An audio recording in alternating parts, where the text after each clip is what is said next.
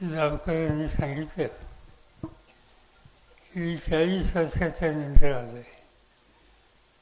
मला काही तर पटत नाही, मला आठवत नाही. पण मी अनेकदा जाता येता इथून गेलो असेल.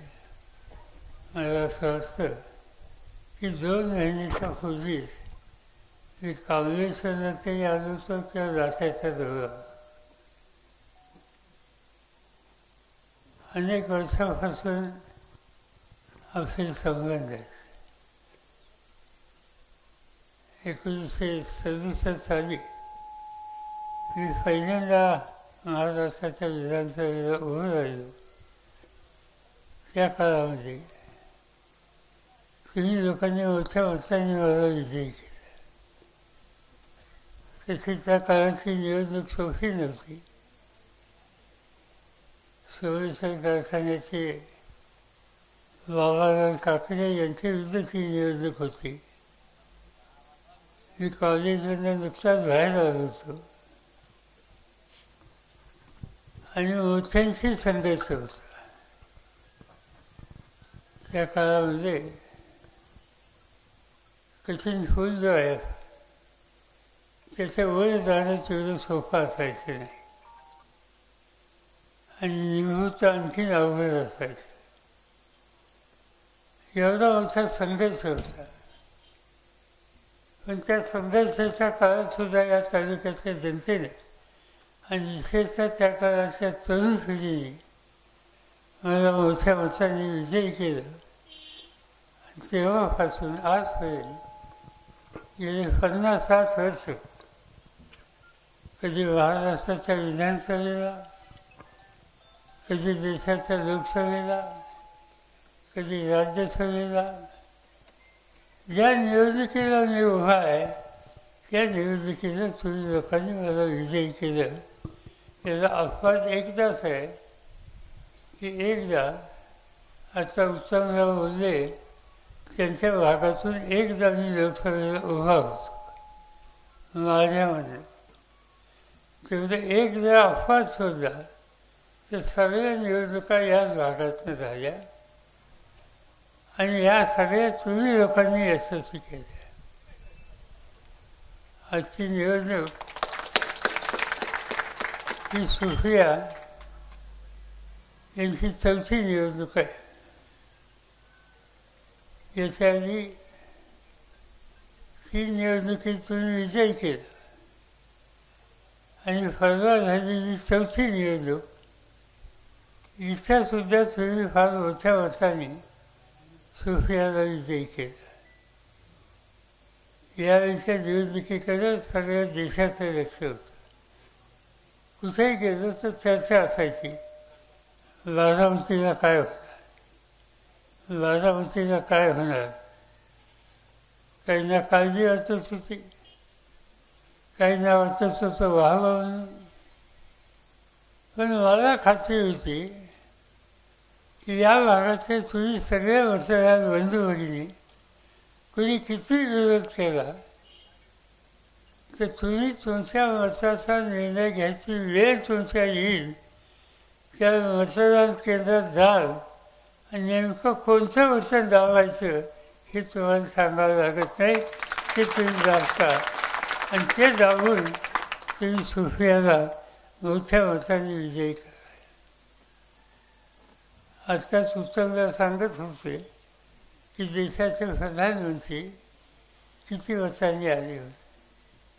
देशाचे प्रधानमंत्री 1.5 लाख मतांनी निवडून आले आणि सुफिया 1,54,000 मतांनी निवडून आली. त्याचा अर्थ तुम्ही लोकांनी पंतप्रधानाच्या पेक्षा सुद्धा थोडी जास्त मतं या ठिकाणी देऊन आपल्या उमेदवाराला विजयी केला. निवडणूक झाली. आता दुसरे प्रश्न आहेत. आत्ताचं जे सरकार आहे हे सरकार शेतकऱ्यांच्या हिताचा विचार न करणार आहे. शेतीमालाच्या किमती, ऊसाची किंमत, सोयाबीनची किंमत, जे काही आपण शिकवतो त्या सगळ्याची किंमत ही कशी वाजून देता येईल ही जबाबदारी मोदी साहेब आणि त्यांच्या सहकाऱ्यांची आहे.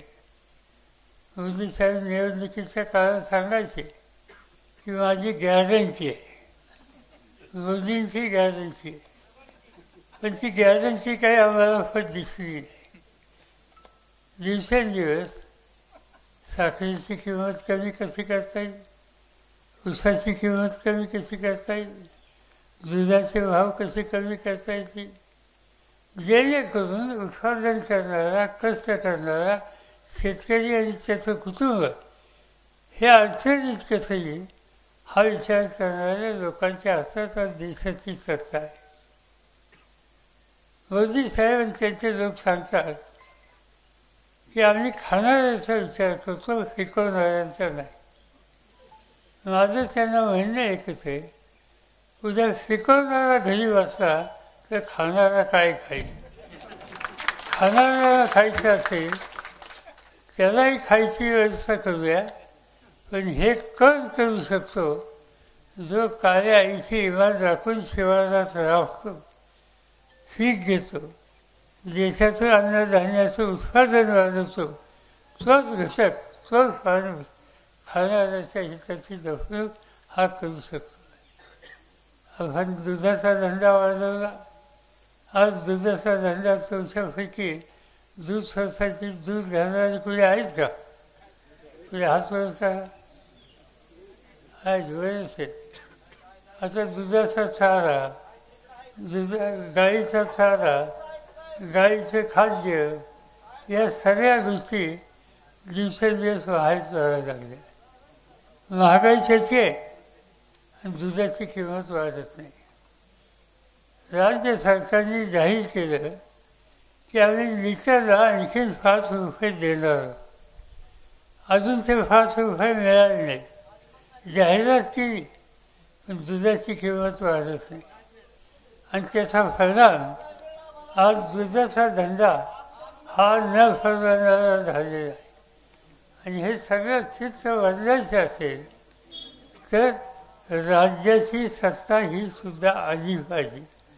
शेवटी राज्य चालवायचा अधिकार हा तुम्ही द्यायला पाहिजे. आणि हे काम उद्याच्या निवडणुकीमध्ये आपल्याला करायचे आणि त्यासाठी ही निवडणूक आहे. मी तुम्हाला एका गोष्टीची खात्री देतो, तुम्ही लोकसभेला जसं मतदान केलं तोच विचार तुम्ही विधानसभेला करा. उद्याच्या विधानसभेच्या निकालातून आपण सवर्ण महाराष्ट्राचं राज्य बदलू, महाराष्ट्राची सत्ता आपण बदलू आणि शेवटच्या माणसाच्या हिताच्यासाठी या सत्तेचा वापर कसा करायचा हा इतिहास आपण तयार करू. एवढंच या ठिकाणी सांगतो. निवडणुकीचं तुम्ही काम चोख केलं, काही सांगावं लागलं नाही, मला यावं लागलं नाही. याच्या आधीच्या निवडणुकीतसुद्धा मी कधी आलो नसेल. पण तुम्ही तुमचं काम नेहमीच चांगलं करता. हे सगळं तुमचं जे ऋण आहे ते माझ्या कायमचं लक्षात राहतं. मी तुम्हाला एवढीच खात्री देतो की या भागाच्या सगळे महाराष्ट्राच्या शेतकरी समाजाच्या हिताची जपणूक करण्याच्यासाठी जे जे काही करावं लागेल तेवढा एकच कार्यक्रम हा माझ्याकडून होईल एवढीच खात्री या ठिकाणी तुम्हा सगळ्यांना देतो आणि पुढच्या गावाला जायला तुमची परवानगी घेतो. एबीपी माझा, उघडा डोळे बघा नीट.